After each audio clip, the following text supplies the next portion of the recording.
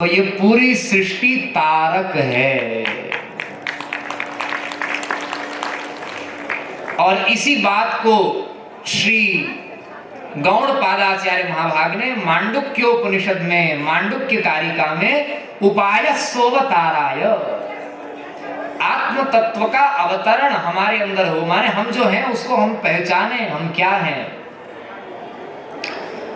स्वरूप स्थिति, उसी का नाम भक्ति है।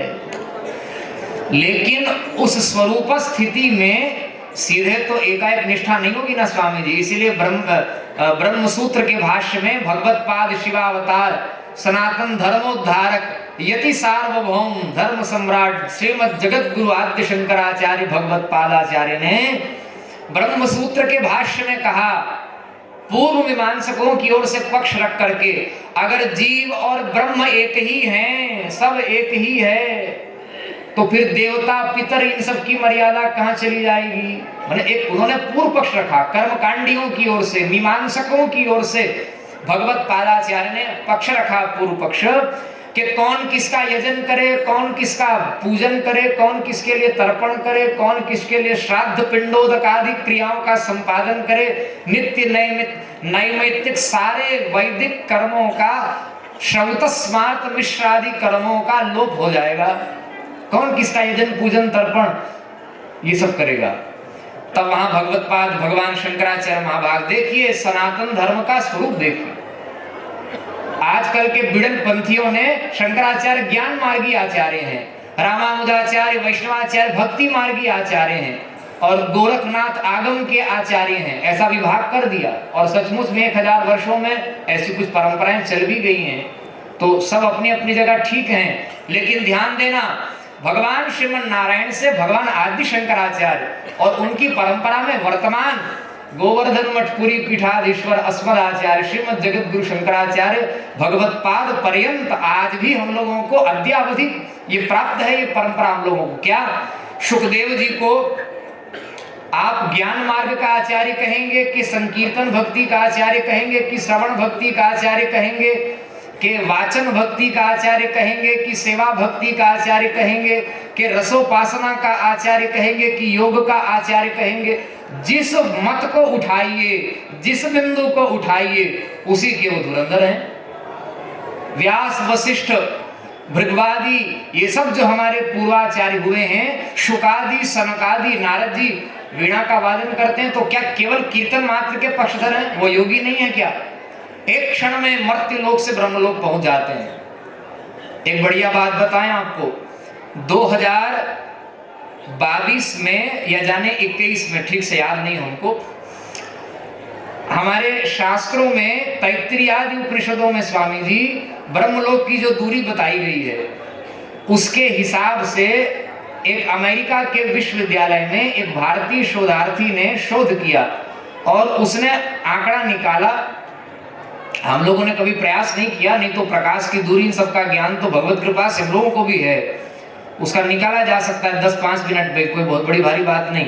लेकिन वहां शोध पूर्वक निकाला गया, आधुनिक उपकरणों के माध्यम से भी शोध पूर्वक निकाला गया कि ब्रह्मलोक की जितनी दूरी शास्त्रों में बताई गई है स्वामी जी, उतनी दूरी तय करने में अगर कोई ऐसा यंत्र बने जो प्रकाश की गति से चले, प्रकाश की गति से कोई यंत्र नहीं चल सकता, उसके सारे एलिमेंट्स जो हैं वो गल गल के बिखर जाएंगे, वो रहेगा ही नहीं। उसका सॉलिड होकर के रह सकता है क्या? आप तो डॉक्टर हैं, बताइए, प्रकाश की गति से कोई चलेगा तो सॉलिड होकर रह सकता है? इसीलिए प्रकाश में गति तो है लेकिन शब्द नहीं है वहां पर। तो ये शोध आया कि प्रकाश की गति 1 सेकेंड में लगभग 3 लाख किलोमीटर है, 2,70,000 से कुछ ज्यादा, वो सब उसमें हमको नहीं पढ़ना है। मान लीजिए लगभग 3 लाख किलोमीटर प्रति सेकंड प्रकाश की गति लगभग इतनी है। शोध आया है, प्रकाश की गति से चलने वाला 1 सेकंड में 3 लाख किलोमीटर चलने वाला अगर कोई यान बन जाए और उस यान से अगर ऊपर चलना शुरू करें तो 18 लाख वर्षों में ब्रह्मलोक पहुंचा जा सकता है। कितने? 18 लाख वर्षों में। और नारद जी वीणा बजाते हैं, श्रीमन नारायण नारायण हरि हरि करते हैं, तो कोई बोले नारद जी तो खाली कीर्तनिया महात्मा हैं। अगर कोई ऐसा समझे तो ये उसकी मूर्खता होगी नहीं। जो आधुनिक विधा से 18 लाख वर्ष का ये जो आंकड़ा बताया गया, एक क्षण में नारद जी यहाँ से अंतर्धान हुए और ब्रह्मलोक में क्या उससे भी ऊर्ध्वस्थ वैकुंठ में प्रकट हो जाते हैं। इससे बड़ा भी कोई योगी होगा क्या? तो इनसे बड़ा कोई योगाचार्य होगा क्या? तो बोलिए संकीर्तन भक्ति के आचार्य होने के साथ नंबर 1 के योगी।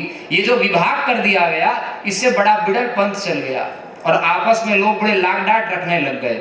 इसलिए हम घोषणा पूर्वक कहते हैं इस बात को, व्यास वशिष्ठ सुखदेव सनकादि नारदादि ये जितने हमारे पूर्वाचार्य हुए हैं, ये सब ज्ञानी हैं, सब भक्त हैं, सब योगी हैं, सब रसिक हैं, सब वैराग्य संपन्न हैं, सब कर्म कांड, उपासना कांड, ज्ञान कांड, वेद के जितने प्रकार की उपासनाएं बताई गई हैं उन सबके आचार्य हैं। यह एक परंपरा के नहीं। उसी प्रकार ये परंपरा भगवत्पाद आदि शंकराचार्य और वर्तमान आचार्य चरण तक चल रही है। ये भक्ति संप्रदाय के आचार्यों में क्या मूर्धन्य आचार्य हैं, ये ज्ञान संप्रदाय के आचार्यों में मूर्धन्य आचार्य हैं, सारे योग संप्रदाय की परंपरा में मूर्धन्य आचार्य। इसलिए ये विभाग सनातन धर्म में नहीं है, ये शंकराचार्य का स्वरूप है। तो बहुत दूर बात चली गई यहां से। भगवान गौड़पादाचार्य जी ने उपाय सो बता रहा है। सृष्टि जो है वो मनोनिवेश भगवान में हो, इसका उपाय है। मन को उठाने के लिए उपाय। अगर भगवान से शरीर संसार को नहीं जोड़कर संसार से जोड़ा तो पूरा संसार मारक है, और तीर्थ को ही तारक कहते हैं, उसी की चर्चा चल रही थी ना। और अगर भगवान से जोड़ दिया तो ये तारक हो जाएगा। भगवान से जुड़ा हुआ द्वैत भी तारक है, भगवान से जुड़ा हुआ विशिष्टाद्वैत भी तारक है, भगवान से जुड़ा हुआ द्वैताद्वैत भी तारक है, भगवान से जुड़ा हुआ अचिंत्य भेदाभेद भी तारक है, भगवान से जुड़ा हुआ शुद्धाद्वैत भी तारक है। और इन तारकों का आश्रय लेकर के जो वास्तव में तरने का द्वार है वो अद्वैत तो तारक क्या है, तरने के बाद अवस्था को प्राप्त रूप ही है, स्वरूप भूत ही है अद्वैत। इसलिए हम लोग कितने सौभाग्यशाली हैं, हम सबों को अद्वैत सिंहासन आरूढ़ आचार्य चरण का सानिध्य प्राप्त हो रहा है इस तीर्थ में। लेकिन फिर भी कहीं ना कहीं हम जीवों से प्रमाद बनता है। कल्याण के सारे साधन, सारी परिस्थितियां उत्पन्न होने पर भी श्रीमद् भागवत में भगवान 11वें स्कंद में कहते हैं भगवान का काम क्या है।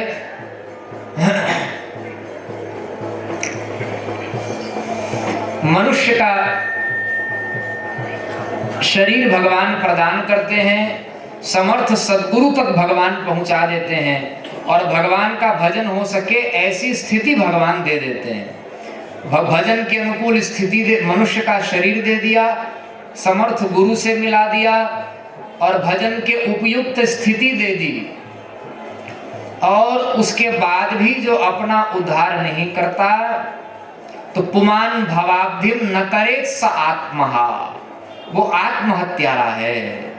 लेकिन अगर ठीक ठीक विचार करें हम लोग तो भगवान की कृपा में कोई कमी नहीं है।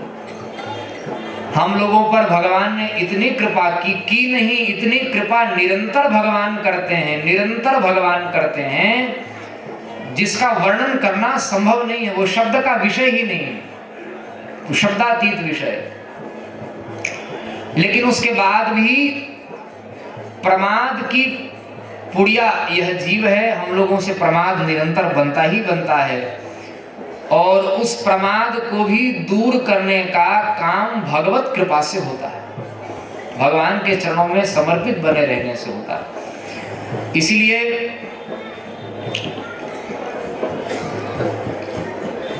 हम सबों को भगवान की जो कृपा हम लोगों पर निरंतर उसकी वर्षा हो रही है।